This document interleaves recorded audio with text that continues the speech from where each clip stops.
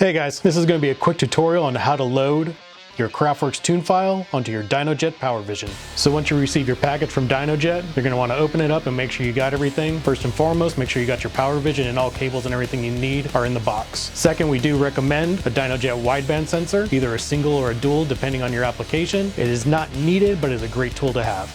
Once you've unboxed your PowerVision, find your PowerVision and your USB cable and plug it into your PC.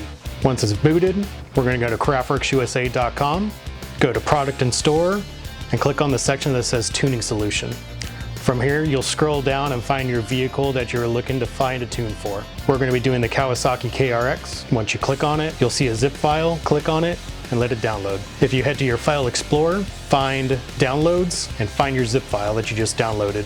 Highlight all tune files, and then you're going to want to scroll down and find the section that says PowerVision, and drag and drop your tune files. This will save it onto your PowerVision.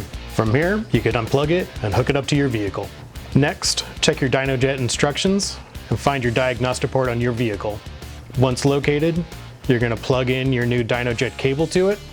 At this time, if you hooked up a wideband sensor, you'd be able to hook up your module and plug it all in right here. Next, now that you got your PowerVision and your cable hooked up, let's plug them in. Now you can key it on and let it boot up.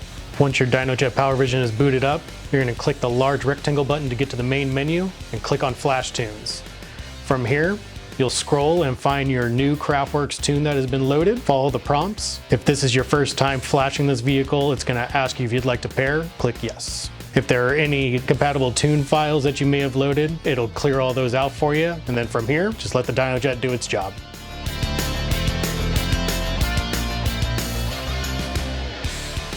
If you have any questions or issues with these processes, please contact your Craftworks support team and enjoy your newfound power.